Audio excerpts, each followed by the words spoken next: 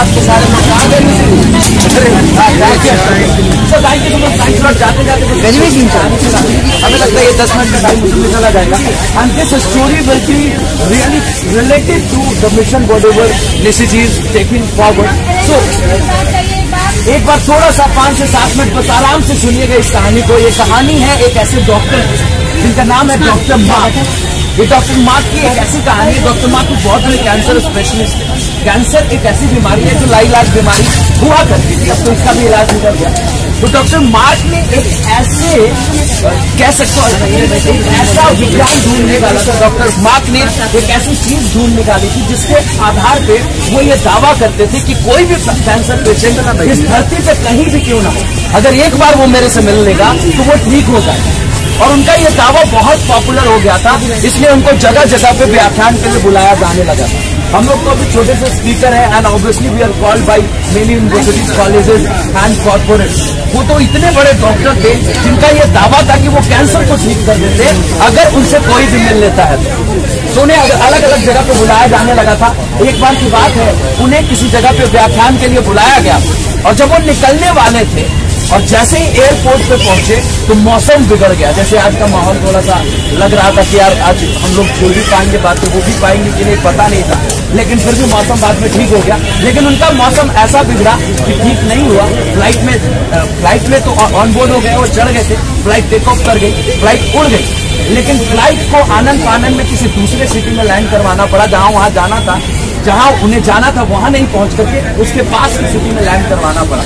अब वो वहां से निकल तो गए बाहर, लेकिन मौसम वहां भी था। जब वो बाहर निकले तो बाहर निकलने के बाद देखे कि यहाँ कोई भी यातायात का साधन नहीं है। तो वो सोच रहे थे कि चलो यार मुझे पहुंचना तो है ही वहां जहां मुझे व्याख्यान देने जाना है। क्यों? क्योंकि वहां जाएंगे तो हमारे काम की रिकॉग्नाइजेशन होने वाली है, हमें सम्मान भी मिलने वाला है। सम्मान हर किसी को अच्छा लगता है, राइट और रॉन्ग?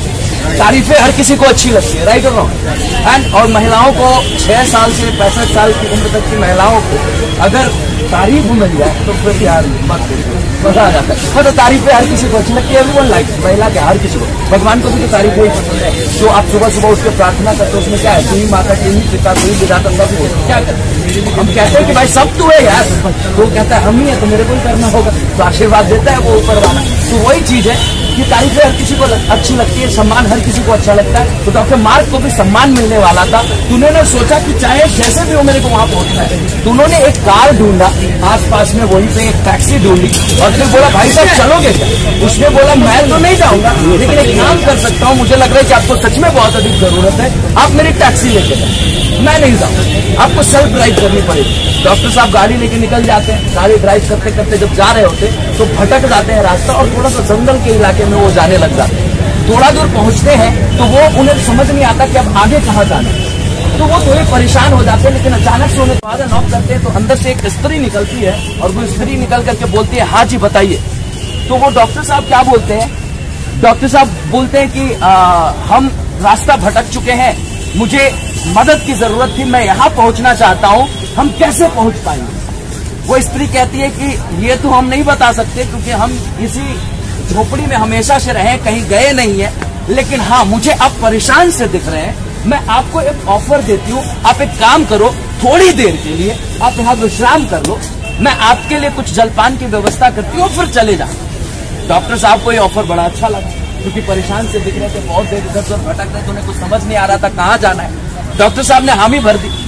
वो स्त्री अंदर बुलाई इनको, ये अंदर गए, बोले कि आप पैर हाथ धो के थोड़ा देर यहाँ बैठिए, मैं बस आपके लिए खाना लेकर के आती हूँ। डॉक्टर साहब पैर हाथ धो करके बैठे ही थे कि वो स्त्री भी पैर हाथ धो करके खाना देने से पहले कहीं बैठ करके वो भगवान से प्रार्थना करने लगी, भगवान की पूजा करने लगी। जब वो भगवान की पूजा कर रही थी तो डॉक्टर मार्क जो वहां बैठे हुए थे वो मुस्कुरा रहे थे, उन्हें हंसी आ रही थी, उन्हें लग रहा था ये क्या कर रही है, क्योंकि वो बड़े नास्तिक टाइप ऑफ इंसान थे, उनको ईश्वर में विश्वास ही नहीं था, उन्हें भगवान में विश्वास ही नहीं था, उन्हें लगता था कि ऐसा कुछ होता ही नहीं, ये बस मुस्कुरा रहे थे। जब वो स्त्री वहां से प्रार्थना करके उठी तो उसकी प्रार्थना करने के अंदाज को देख करके डॉक्टर मार्क को लग रहा था यार कहीं ना कहीं कुछ तो ऐसा है जो इसके जिंदगी में बहुत गड़बड़ है, इसलिए ये प्रार्थनाएं कर रही है। लेकिन ऐसे क्या होगा, इन प्रार्थनाओं से क्या होगा, ये क्या ही कर लेगी प्रार्थनाओं से, इसकी समस्या हल थोड़ी हो जाएगी। इसलिए डॉक्टर मार्क ने उससे पूछा, बहुत बढ़िया, मैंने देखा कि तुम ईश्वर से कुछ प्रार्थना कर रही थी।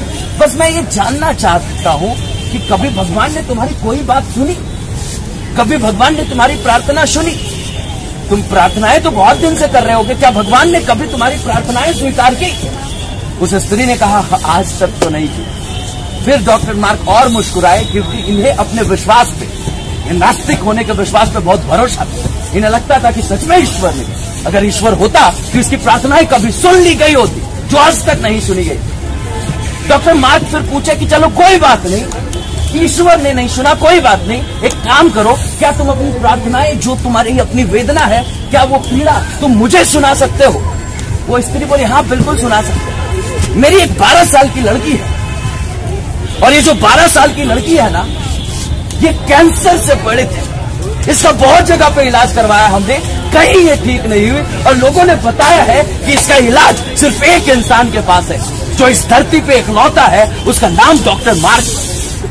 हम तो गरीब ठहरे, हम लोगों के पास उतने पैसे नहीं है कि हम डॉक्टर मार्क के पास जा सकते हैं। हम लोगों के पास उतने पैसे नहीं है कि हम डॉक्टर मार्क के फीस को अफोर्ड कर सकते हैं। बस यही भगवान से प्रार्थना करते हैं, जब भी भगवान से प्रार्थना करते हैं कि हे ईश्वर, किसी तरीके से हमें डॉक्टर मार्क से मिले। And this was the time when doctor mark had tears in his eyes. Doctor mark की आंखों में आंसू, उसकी प्रार्थनाएं सुन ली गई। डॉक्टर मार्क को सम्मान के लिए नहीं जाना था, बल्कि ईश्वर ने यह तरीका चुना था उस डॉक्टर मार्क को उसके घर तक पहुंचाने। और उसके बाद कहानी बताती है कि डॉक्टर मार्क ने अपने आप को फुल टाइम सोशल एक्टिविस्ट के रूप में, सोशल वर्कर के रूप में डिवोट कर दिया। उन्होंने अपनी पूरी जिंदगी, आज ये कह सकते हो कि सामाजिक योद्धा के रूप में अपने आप को कंप्लीटली डेडिकेट कर दिया था। सोशल वर्क के लिए उन्होंने अपना पूरा जीवन न्यौछावर कर दिया। उसके बाद जब उन्होंने इस घटना को पर्सनली फील किया, बस मेरे भाई, ये कहानी सुनाने का मकसद क्या? ये कहानी सुनाने का मकसद बिल्कुल भी नहीं था कि आपको मोटिवेट कर, ये कहानी सुनाने का बिल्कुल भी मकसद नहीं था कि आपको किसी भी तरीके से इंस्पायर कर। ये कहानी सुनाने का मकसद सिर्फ इतना था कि कई बार किसी काम को हम नहीं चुनते, बल्कि ईश्वर हमारे लिए वो काम चुनता है जो आज आपको मिला है सामाजिक वर्क के रूप में, सोशल वर्क के रूप में। You have gotten by the help of this organisation. ये काम को आपने नहीं चुना मेरे भाई। ये तो आपके कॉलेज में क्या इतने ही बच्चे होंगे? क्या आपके यूनिवर्सिटी में इतने ही बच्चे होंगे? और भी तो होंगे, लेकिन आपको ये काम क्यों मिला? Why did you get this? Not just because of certificate. You got this just to prove yourself कि आपके दिल में, आपके सीने में भी एक दिल धड़कता है। आपके सीने में जो दिल है वो दूसरों के बारे में खुद से पहले सोचे। आप सोचना शुरू कीजिए। सिर्फ सर्टिफिकेट के लिए काम करने का कोई मतलब नहीं। अभी जो ये बता रहे थे कि जब 1 घंटा पूरा होने वाला रहता है तो आके कहती मेरा तो आज का 1 घंटा हो गया, जाएगा। हमें लगता है कि उस वक्त आपके अंदर ये आग होनी चाहिए कि 1 घंटा की जगह 1.5 घंटा भी जरूरत पड़े तो आई कैन डिवोट यू। भाई, आपको ये लग रहा है कि टाइम मैनेजमेंट करना पड़ेगा। कौन से टाइम मैनेजमेंट की बात कर रहे हो यार? सुबह उठ करके सबसे पहले फोन ढूंढते हो, सबसे पहले सोशल मीडिया स्क्रॉल करते हो, सबसे पहले रील्स देखते हो कि 2 रील्स देखेंगे काम खत्म, और 15-20 रील्स देखने के बाद भी मन नहीं करता। बाथरूम तक फोन लेके जाए, स्टोरी डाले, वो स्टोरी देखा that is what also, that is what also। Facebook पे एक पोस्ट डालने के बाद हर सेकंड इंतजार कर रहे होते किसका कमेंट है। कमेंट जाके रिप्लाई भी करना है, नाइस लिख दिया तो थैंक यू वेरी मच। कौन से टाइम मैनेजमेंट की बात कर रहे हो यार? What kind of time management you are talking about?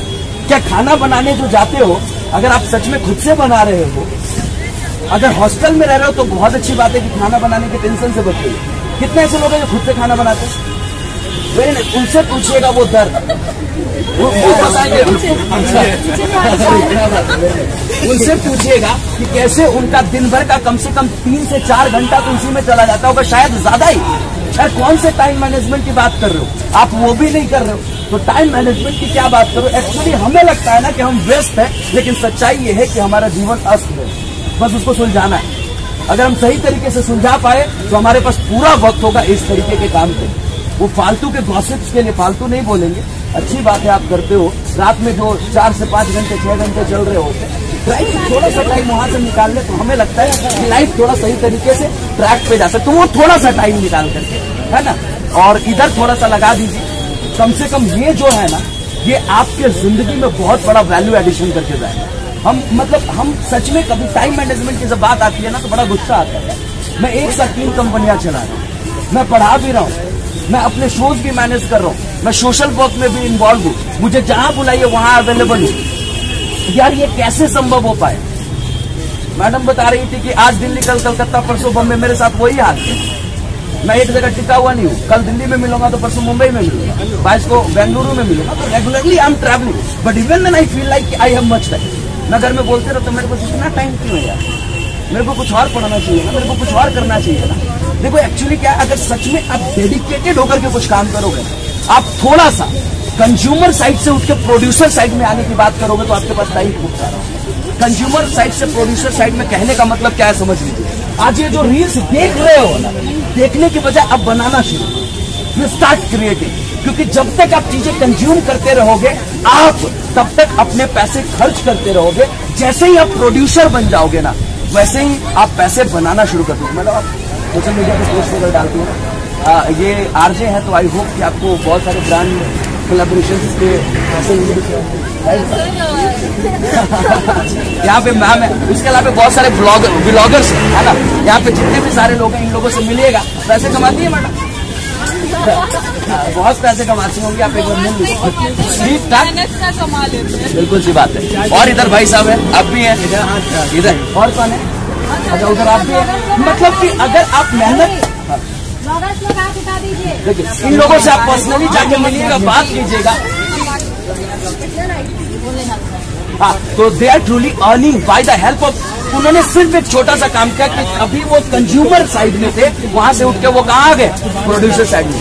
That is it and that is what you need to do. Clear है? So thank you so much, thanks a lot. और बाकी एक भाई साहब बोल रहे थे, कहाँ गए? बोल रहे थे कि बाहरी मोटिवेशन की बहुत अधिक आवश्यकता नहीं होती, जिंदगी में शुरुआत करने के लिए बाहरी मोटिवेशन की आवश्यकता पड़ती है, और उसके बाद फिर आपका आंतरिक मोटिवेशन काम करना शुरू करता है। क्योंकि कई बार हम डेड हो चुके होते हैं, हम अपनी बात सुनने के लिए तैयार ही नहीं होते हैं। मन कहता है बेटा उठ जा, अंदर ही फिर दूसरा मन कहता है कि बेटा अभी 2 घंटा और सो लेते हैं, है ना। तो अपना मन का तो सुनना ही नहीं चाहते कई बार।